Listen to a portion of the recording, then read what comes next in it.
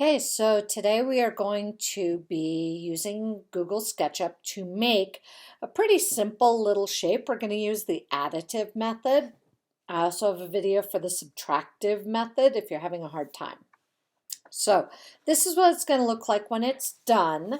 And you can see that it looks pretty much exactly like the one in your direction sheet. So we're going to go ahead and shrink that and get a new one open.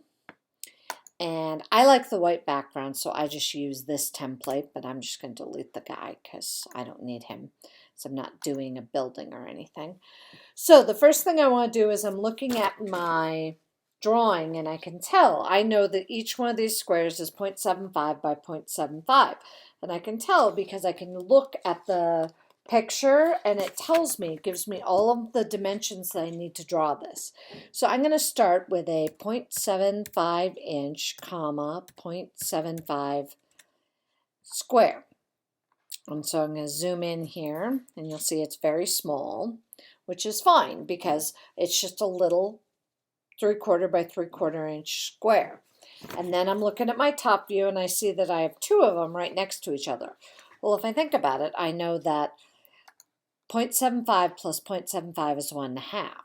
So the width on this is going to be 1.5 inches and it's going to be 0.75 high. Or, whoops, I hit the wrong thing, didn't I? So undo that. So we're going to go up. We want it to be, whoops, nope, there we go. 1.5, comma, 0.75. There we go. Oh, now it went the wrong way. So every once in a while, I'll do that to you. So there we go. So 1.5, comma, 0.75. And so now I get it where I want it. It just takes a couple of tries. So now I have this center piece, and now I need an upper piece that is, I'm going to use my mouse to scroll around, and that's going to be 0.75 by, or 0.75 comma 0.75. And so now you can see on the scrolled view that I have a base here. So now I can use my push-pull tool and pull things up. So I know that these two here both should go up by 0.75.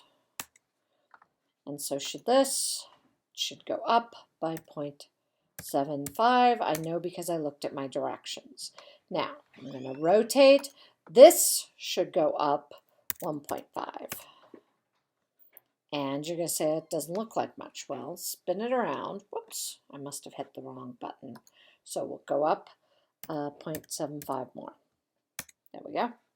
So now to be able to see this better and to be able to see it in the correct dimensions, sometimes it helps to use your camera option, standard view ISO, and that gives you the isometric view of it. And because I did them as 3 separate parts, notice one of them is a different color, and I could change that later if I wanted to. But overall, this is how you do the additive to get this to the same thing that's on your directions. Now, if you want to double check your dimensions, you can always click on the dimensioning tool on your toolbar and pull these up. But I don't like fractions, so I'm actually going to go to Window, Model Info, and I'm actually going to change it to decimals. I still want inches, but I want it in decimals, and I like it with 2 decimal places. So we'll hit OK, and there you go. So it changed it over to 0.75. So now I can see it as a decimal. And so I'm going to turn that and try this side here. So if I go from here over to there, oh, there it is, 2.25, which is exactly what it says in my directions. Now I need a complete height here at 1.5. And I should be able to do a height here just for test and see that that's 0.75. And I should be able to also go from here to there and see if that's 1.5 inches.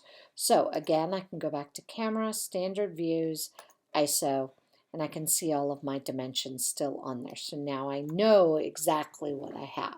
So that's additive. There's another video for doing the exact same thing in subtractive, so making a full shape and cutting out the pieces you don't want. So there's also a couple of other videos in this set that you might want to check out.